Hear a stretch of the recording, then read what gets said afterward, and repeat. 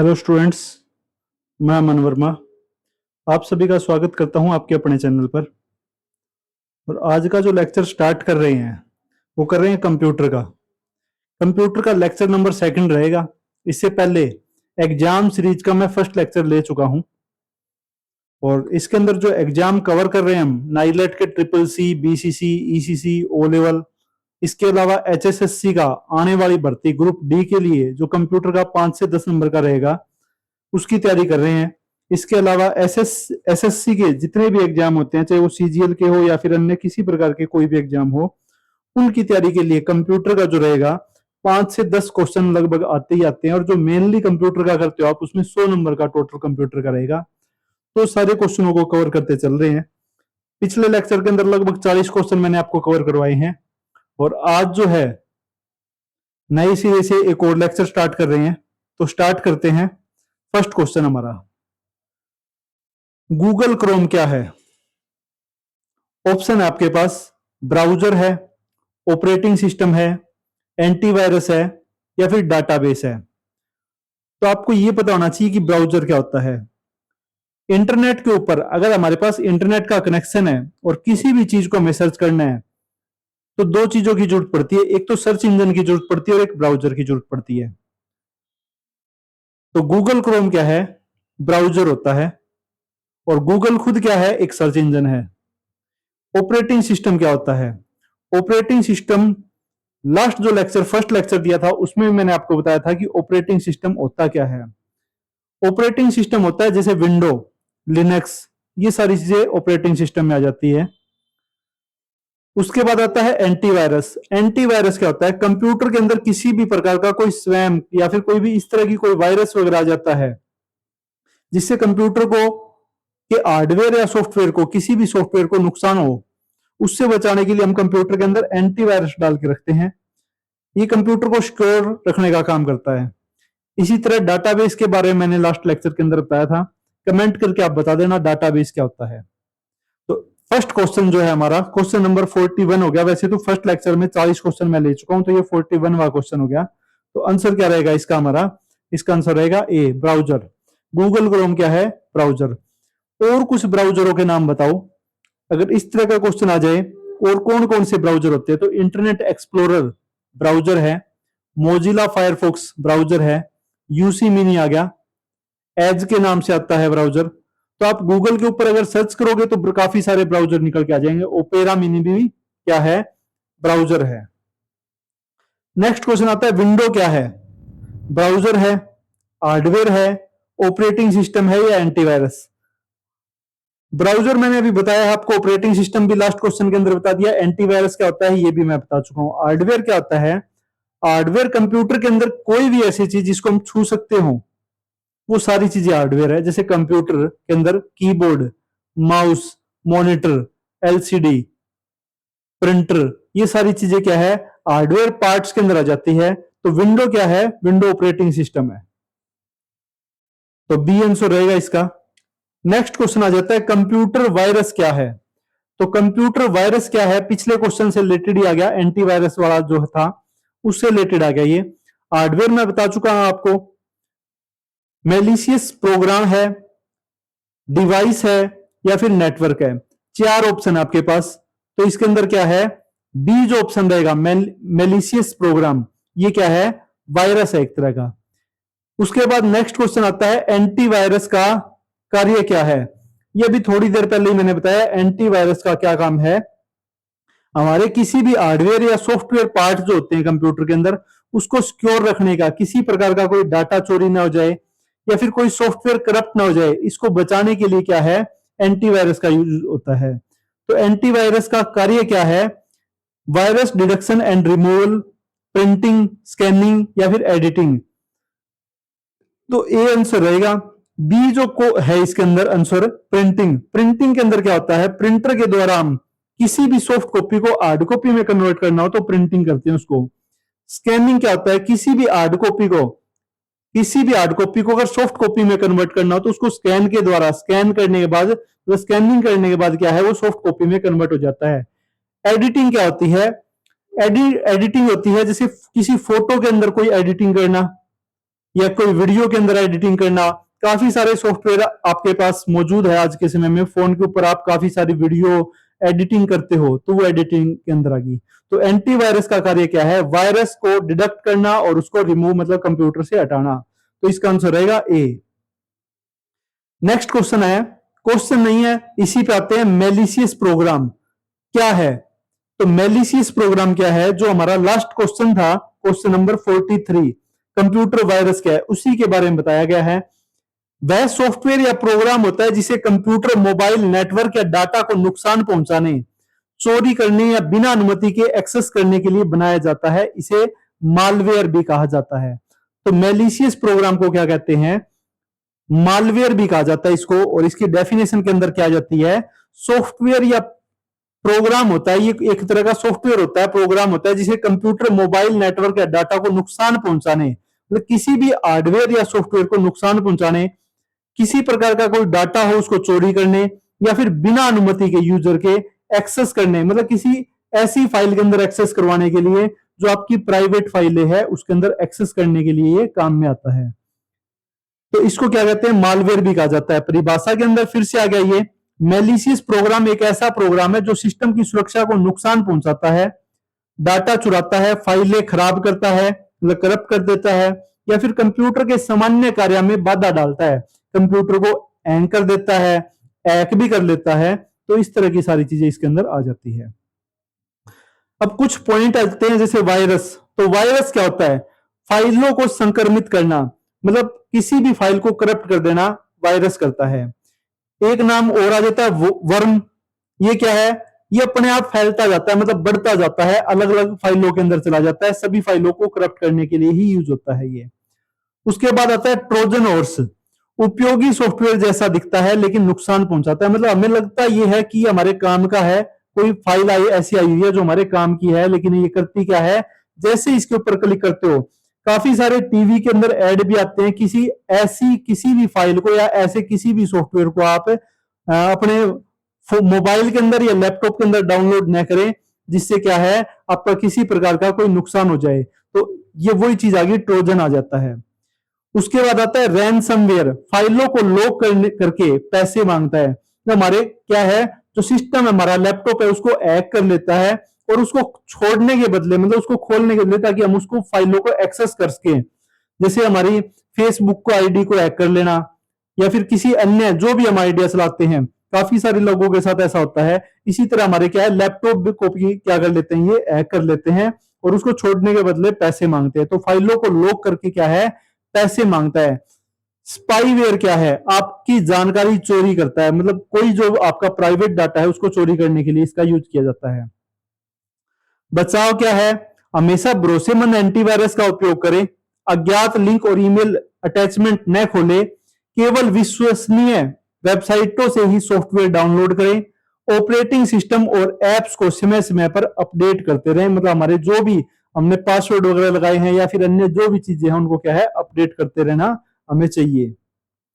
Next question आ जाता है, भारत का राष्ट्रीय भुगतान इंटरफेस कौन सा है जिससे हम पेमेंट करते हैं? उसके बारे में पूछ रहा है कि एनईएफटी है, आरटीजीएस है, आईएमपीएस है या फिर यूपीआई है। तो हमारा भारत का राष्ट्रीय भुगतान इंटरफेस कौन सा है? इसके अंदर आ जाता है सी आंसर हमारा क्या है, यूपीआई आ जाता है।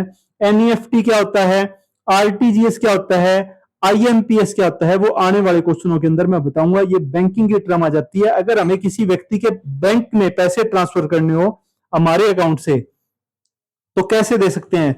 किसी व्यक्ति को या तो हम कैश ट्रांसफर कर दें या फिर ऑनलाइन पेमेंट कर दें। दो तरीके हो गए, जो यूपीआई से हम पेमेंट कर देते हैं, कैश आपको पता ही है। तीसरा तरीका क्या है, उसको चेक दे देते हैं।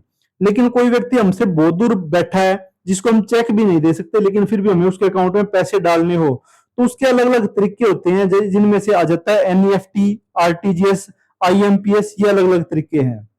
तो इनके बारे में फिर से दोबारा कभी डिस्कस करेंगे हम। इनमें से कौन सा इनपुट डिवाइस है?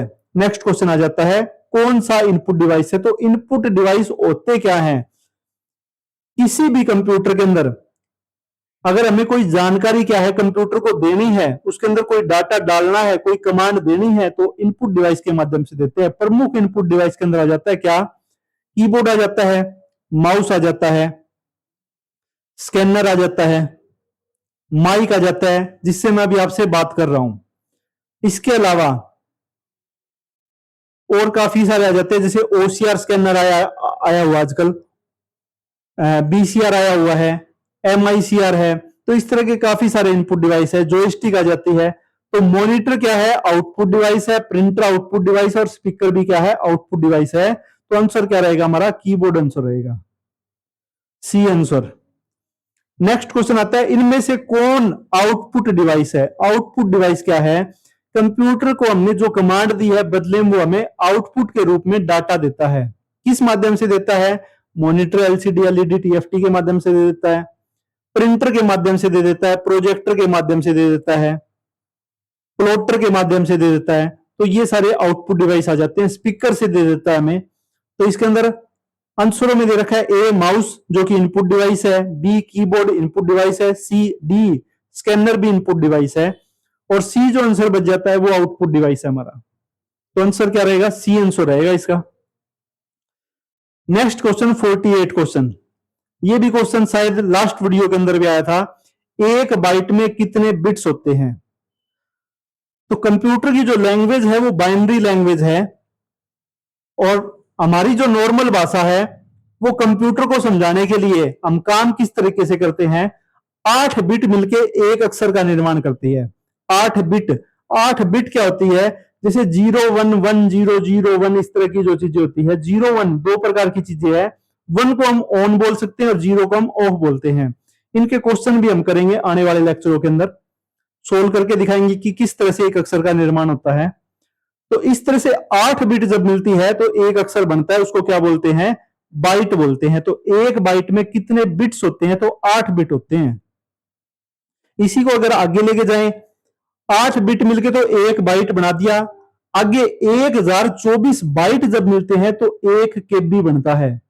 1024 बाइट मिलके क्या बनाते हैं? एक केबी बनाते हैं, 1 किलो बाइट जिसको बोलते हैं। और 1024 किलो बाइट मिलके 1 एमबी का निर्माण करते हैं। 1 एमबी, एमबी का मतलब मेगाबाइट। 1024 एमबी जो मिलके 1 जीबी का निर्माण करते हैं। 1 जीबी मतलब गीगाबाइट। और 1024 जीबी मिलके 1 टीबी का निर्माण करते हैं। टीबी का मतलब टेराबाइट। तो इस तरह से ये चीजें चलती है हमारी। तो इसका आंसर क्या रहेगा हमारा? बी आंसर रहेगा, 8 बिट। बी आंसर है इसका। नेक्स्ट क्वेश्चन आता है, ईमेल का आविष्कार किसने किया था? तो ईमेल का आविष्कार किसने किया? 4 ऑप्शन है आपके पास, इनमें से आपको आंसर देना है। रे टॉमिल्सन है, बिल गेट्स है, स्टीव जॉब्स है, चार्ल्स बेबेज है। तो चार्ल्स बेबेज की बात करें तो इनको कंप्यूटर का जनक बोला जाता है। क्वेश्चन जो डी जो आंसर है, कंप्यूटर का जनक किसे बोला जाता है? कंप्यूटर का पिता किसे बोला जाता है? चार्ल्स बेबेज को बोला जाता है। आंसर ईमेल का आविष्कार किसने किया? तो ए आंसर रहेगा इसका, रे टॉमिल्सन। उसके बाद आता है क्वेश्चन नंबर 50, यूआरएल का पूरा नाम क्या है? यूआरएल के बारे में मैं कंप्लीट एक लेक्चर बना चुका हूं। 5 नंबर का एक कंप्लीट क्वेश्चन मैंने बताया था आपको, कंप्लीट वीडियो ली थी, उसमें यूआरएल के बारे में कंप्लीट डिस्कशन किया था। इसी कंप्यूटर सीरीज के अंदर मिल जाएगा यूआरएल क्या होता है। अभी यहाँ पे फुल फॉर्म पूछ रखी है यूआरएल की, तो यूआरएल की फुल फॉर्म क्या है? Uniform resource locator. ये आंसर रहेगा इसका। बाकी कंप्लीट यूआरएल क्या होता है उसको अगर आपको देखना है तो पिछले जो लेक्चर है कंप्यूटर सीरीज के हमारे, उसके अंदर मैं कंप्लीट बता चुका हूं। तो ए आंसर रहेगा इसका। उसके बाद 51 नंबर क्वेश्चन पे आ जाता है, HTML का पूरा नाम क्या है? HTML की फुल फॉर्म पूछ रखी है। तो HTML की फुल फॉर्म क्या है?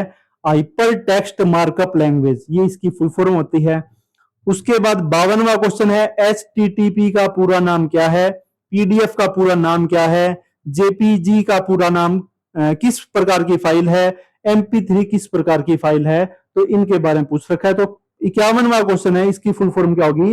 Hyper text markup language. HTTP क्या होगा? Hyper text transfer protocol. HTTP के बारे में कंप्लीट एक 5 नंबर का जो क्वेश्चन आता है ओ लेवल के अंदर, उसकी कंप्लीट मैंने वीडियो बना रखी है। PDF का पूरा नाम पोर्टेबल डॉक्यूमेंट फॉर्मेट होता है। JPG का पूरी फाइल किस प्रकार की फाइल है? तो इमेज फाइल फॉर्मेट है ये। और MP3 किस प्रकार की फाइल है? ये ऑडियो फाइल फॉर्मेट है। नेक्स्ट क्वेश्चन आ जाता है लैन का। लैन के क्वेश्चन के बारे में मैंने कंप्लीट वीडियो बना रखी है। लैन क्या होता है? लैन की फुल फॉर्म है लोकल एरिया नेटवर्क। फिर वैन, WAN, वैन की full form wide area network. PAN की full form personal area network. NIC का पूरा नाम क्या है? National informatics centre. भारत में डिजिटल इंडिया कब शुरू हुआ? 2015 के अंदर हुआ। तो ये हमारे क्वेश्चन रहेंगे आज के। लगभग 20 क्वेश्चन इस सीरीज के अंदर मैंने आपको करवाए हैं। कुछ क्वेश्चन हो सकता है पुराने वाले रिपीट हुए हों और कुछ क्वेश्चन ये नए भी हो सकते हैं। आपको जो करना है, कंप्यूटर की सीरीज के जितने भी मैंने चाहे सब्जेक्टिव क्वेश्चन लिए हों, आपको पूरा थ्योरेटिकल समझाया है, चाहे फिर ऑब्जेक्टिव टाइप क्वेश्चन करवाए हैं, उन सभी क्वेश्चनों को आपको अच्छे से रिवाइज करना है। सभी के अंदर कहीं ना कहीं क्वेश्चन निकलते हैं, आंसर बनते हैं। आपने अगर कंप्लीट सारी वीडियो अगर देखी होगी तो आपके जो किसी प्रकार के भी भविष्य के अंदर एग्जाम होते हैं, चाहे वो HSSC का हो, SSC का हो, उसमें ये वीडियो आपके काफी काम आएगी, क्योंकि 5 से 7 नंबर का रहता है।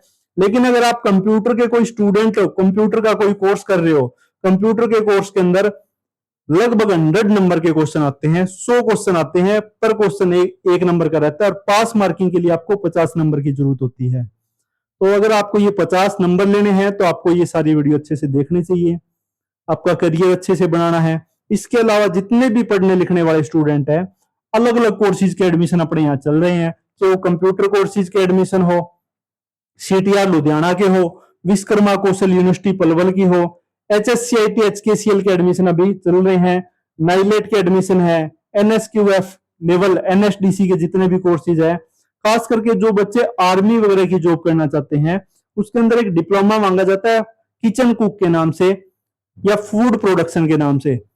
इस सर्टिफिकेट की रिक्वायरमेंट रहती है, और वो सर्टिफिकेट NSDC सरकारी डिपार्टमेंट है, गवर्नमेंट डिपार्टमेंट है। ऑनलाइन एग्जाम होते हैं इसके, घर बैठ के आप आराम से एग्जाम दे सकते हो इसके, और ये सर्टिफिकेट ले सकते हो। लेवल 1 का सर्टिफिकेट होता है, बड़ा ही इजी होता है, आराम से आप कर सकते हो इसको पास थोड़ा बहुत पढ़ के।